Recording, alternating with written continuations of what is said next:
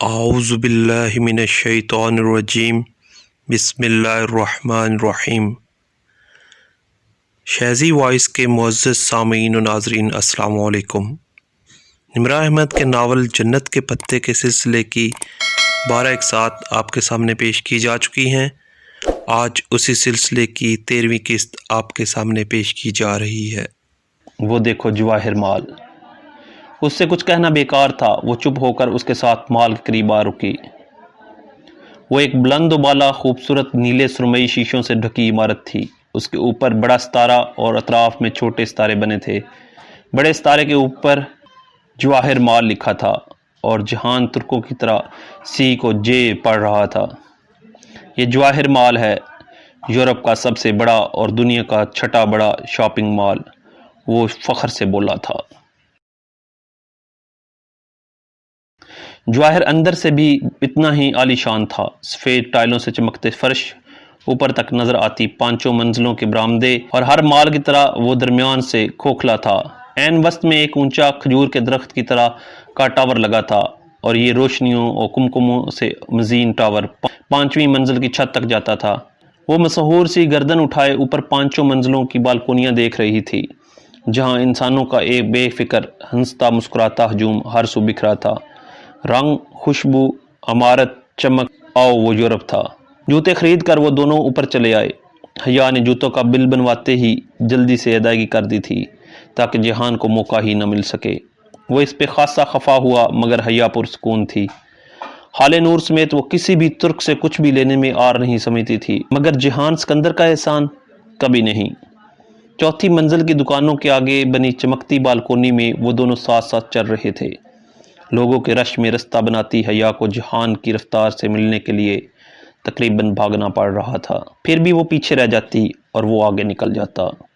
وہ اس کا ساتھ دینے کی کوشش میں اب تکنے لگی تھی۔ شاید یہی ان کی زندگی کی کہانی تھی۔ جہان نے ایک شیشے کا دروازہ کھولا اور ایک طرف ہٹ کر راستہ دیا۔ Thank you. وہ سرخ کوٹ کی جیبوں میں ہاتھ ڈالے مسکراتی ہوئی اندر داخل ہوئی۔ وہ اس کے پیچھے آیا۔ وہ ریسٹورنٹ تھا، نرم گرم ماحول، ہیٹر اور باہر کے سرما کی ملی جلی خنکی مدھم روشنیاں، پیچھے بجتا دھیما میوزک۔ آرڈر کرو۔ وہ ایک کونے والی میز کے گرد آمنے سامنے بیٹھ گئے تو جہان نے کہا۔ اپنا کوٹ اتار کر اس نے کرسی کی پشت پہ رکھ دیا تھا اور اب وہ کف کھول کر آستین موڑ رہا تھا۔ مگر یہ دعوت کس خوشی میں ہے؟ حیا دونوں کوہنیاں میز پہ ٹکائے، دائیں ہتھیلی تھوڑی تلے ٹکائے دلچسپی سے اسے دیکھ رہی تھی۔ چہرے کے دونوں طرف میں گرتے بال اب خاصے سوکھ گئے تھے۔ تمہارے اس خوبصورت کوٹ کی خوشی میں، اور یہ دعوت میری طرف سے ہے، اب آرڈر کرو۔ حیا نے گردن جھکا کر ایک سرسری نگاہ اپنے کوٹ پہ ڈالی۔ مگر دعوت تمہاری طرف سے ہے تو آرڈر تمہیں ہی کرنا چاہیے۔ اس نے جہان کی بات نظر انداز کر دی کہ شاید وہ مذاق کر رہا ہے۔ ٹھیک ہے۔ جہان نے مینیو کارڈ اٹھایا اور صفحے پلٹنے لگا۔ وہ محب سی اس کے وجیح چہرے کو دیکھے گئی۔ کیا وہ جانتا تھا کہ وہ اس کی بیوی ہے؟ اتنی بڑی بات وہ نہ جانتا ہو، کیا یہ ممکن تھا؟ اس روز تم نے بہت غلط بات کی تھی جہان، مجھے تب تم پہ بہت غصہ آیا تھا۔ جب وہ آرڈر کر چکا تھا، وہ یوں ہی بند مٹھی تھوڑی تلے ٹکائے اسے تکتے ہوئے بولی، میں نے کیا کیا تھا؟ وہ حیران ہوا۔ پتہ نہیں کس نے میرے نام وہ پھول بھیجے اور تم نے کہا کہ میرا ویلنٹائن۔ میں ایسی لڑکی نہیں ہوں جہان، نہ ہی میں جانتی ہوں کہ وہ پھول کس نے بھیجے تھے۔ اوکے، جہان نے سمجھنے والے انداز میں اس بات میں سر کو جنبش دی، مگر وہ جانتی تھی اسے یقین نہیں آیا۔ ریسٹورنٹ میں گہما گہمی تھی، ارد گرد ویٹر میزوں کے درمیان راستہ بناتے ٹرے اٹھائے تیزی سے چلے جا رہے تھے۔ پس منظر میں بجتی موسیقی کے سر بدل دیے گئے تھے۔ اب ایک ترک گلوکار دھیمی لے والا گیت گا رہا تھا۔ ویسے تم صبح صبح کہاں جا رہی تھی؟ میں یہیں سسلی ہی آ رہی تھی شاپنگ وغیرہ کرنے۔ ویٹر کافی لے آیا تھا اور اب ان دونوں کے درمیان ٹرے سے دوسرا کپ اٹھا کر میز پہ رکھ رہا تھا۔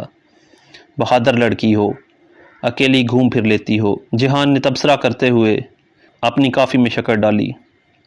استنبول میں یہ بہادری مہنگی تو نہیں پڑے گی؟ مطلب؟ کافی کا بھاپ اڑاتا کپ لبوں سے لگاتے ہوئے جہان کی آنکھوں میں الجھن ابھری۔ اس نے ایک گھونٹ بھر کر کپ نیچے رکھا۔ مطلب ڈرگ مافیا، آرگنائزڈ کرائم اور اسٹیٹ ٹیررسٹ آرگنائزیشن جیسی ترکیبات سے واسطہ تو نہیں پڑے گا؟ وہ کونیاں میز پر رکھے آگے ہوئی اور چہرے پہ سادگی سجائے آہستہ سے بولی، کیونکہ سنا ہے یہاں ان سب سے پالا پڑ سکتا ہے۔ کس سے سن لی تم نے ایسی خوفناک باتیں؟ جہان نے مسکرا کر سر جھٹکا۔ تم بتاؤ یہ پاشا کون ہے؟ پاشا کو نہیں جانتی تو ترکی کیوں آئی ہو؟ مصطفیٰ کمال پاشا یا کمال اتا ترک، وہ ترکوں کا باپ تھا۔ وہ نہیں، میں استنبول کے پاشا کی بات کر رہی ہوں، عبد الرحمن پاشا کی۔ کافی کا کپ لبوں تک لے جاتے ہوئے جہان نے رک کر ناسمجھی سے دیکھا۔ کون؟ کافی سے اڑتی بھاپ لمحے بھر کے لیے اس کے چہرے کو ڈھانپ گئی۔ ایک بھارتی اسمگلر جو یورپ سے ایشیا اسلحہ اسمگل کرتا ہے۔ کم آن، اس نے کپ رکھ کر سنجیدگی سے حیا کو دیکھا۔ استنبول میں ایسا کوئی مافیا راج نہیں ہے۔ یہ کس نے تمہیں کہانیاں سنا دی ہیں؟ یوں ہی مشہور کر دینے کے لیے کسی نے اپنے بارے میں کوئی افواہ اڑائی ہوگی۔ تم استنبول کو کیا سمجھ رہی ہو؟ حالے کی طرح وہ ایک خالص ترک تھا اور اپنے ملک کے لیے جی جان سے تیار۔ ویٹر جہان کے اشارے پہ بل لے آیا تھا اور اب جہان اپنے بٹوے سے کارڈ نکال کر اس کی فائل میں رکھ رہا تھا۔ رائی ہوتی ہے تو پہاڑ بنتا ہے نا۔ حیا یہ پاکستان نہیں ہے، جہان نے ذرا تفاخر سے جتا کر کہا تو اس کے لب بھیج گئے۔ کارڈ رکھ کر جہان نے فائل بند کر کے ایک طرف رکھی۔ پاکستان میں بھی یہ سب نہیں ہوتا اور بل میں دوں گی۔ حیا نے تیزی سے فائل اٹھائی اور کھولی۔ جیسے میں جانتا ہی نہیں، جہان کی اگلی بات لبوں میں رہ گئی۔ ان کے دائیں طرف سے ایک ویٹر ٹرے اٹھائے چلا آ رہا تھا۔ اچانک ایک دوسرا ویٹر تیزی سے اس کے پیچھے سے آیا اور پہلے ویٹر سے آگے نکلنے کی کوشش کی۔ پہلے ویٹر کو ٹھکر لگی، وہ توازن برقرار نہ رکھ پایا اور نتیجتاً اس کی دائیں ہتھیلی پہ سیدھی رکھی لکڑی کی ٹرے شڑ شڑ کر کے بھاپ اڑاتے یف چلی سمیت الٹ گئی۔ میز پہ رکھے حیا کے ہاتھ پہ ٹرے اور گرم یف اکٹھے آ کر لگے۔ وہ بلبلا کر کھڑی ہوئی، فائل اور بل نیچے جا گرے۔ I am sorry. دونوں ویٹر بے یک وقت چیزیں ٹھیک کرنے لگے۔ ٹرے سے کافی کا کپ بھی الٹ گیا تھا اور ساری کافی اب فرش پر گری پڑی تھی۔ جہان ناگوارے سے ترک میں انہیں ڈانٹنے لگا۔ چند منٹ معذرتوں اور میز صاف کرنے میں لگ گئے۔ وہ واپس بیٹھا تو حیا اپنی کلائی سہلا رہی تھی۔ تمہیں چوٹ آئی ہے، دکھاؤ۔ زیادہ جل تو نہیں گیا؟ اس نے ہاتھ بڑھایا مگر حیا نے کلائی پیچھے کر لی۔ ذرا سی چوٹ سے میں زخمی تو نہیں ہو گئی، بہت ٹف زندگی گزاری ہے میں نے، بظاہر مسکرا کر درد کو دبا گئی۔ ہتھیلی سرخ پڑ چکی تھی اور شدید جل رہی تھی۔ میری بات اور ہے، ہاتھ دکھاؤ، مگر اس نے ہاتھ گود میں رکھ لیا۔ ٹھیک ہے، اٹس اوکے، کافی کا شکریہ، اب ہمیں چلنا چاہیے۔ وہ اٹھ کھڑی ہوئی، بل والی بات اسے بھول گئی تھی۔ مگر کافی تو ختم کر لو۔ وہ قدرے پریشانی سے کھڑا ہوا۔ رہنے دو، انتہائی بد تہذیب ویٹرز ہیں یہاں کے۔ چلو۔ واپسی پہ وہ اسے میٹرو اسٹیشن تک چھوڑنے آیا تھا۔ زیر زمین جاتی سیڑھیوں کے دہانے پہ وہ دونوں آمنے سامنے کھڑے تھے۔ تم واپس ٹاکسم نہیں آؤ گے؟ نہیں، وہ دفتر یہاں قریب ہی ہے جس سے کام کے سلسلے میں ملنے آیا تھا۔ اس طرف۔ جہان نے بازو اٹھا کر دور ایک طرف اشارہ کیا۔ اس نے سفید شرٹ کی آستین یوں ہی کونیوں تک موڑ رکھی تھی اور کوٹ بازو پہ ڈال رکھا تھا۔ ٹائی کی ناٹ اب تک ڈھیلی ہو چکی تھی۔ وہ یقیناً اس کا ایک ورکنگ ڈے خراب کر چکی تھی۔ ویسے تم کیا کرتے ہو؟ وہ کوٹ کی جیبوں میں ہاتھ ڈالے کھڑی، گردن اٹھائے اسے دیکھ رہی تھی۔ میں ایک غریب سا ریسٹورنٹ اونر ہوں۔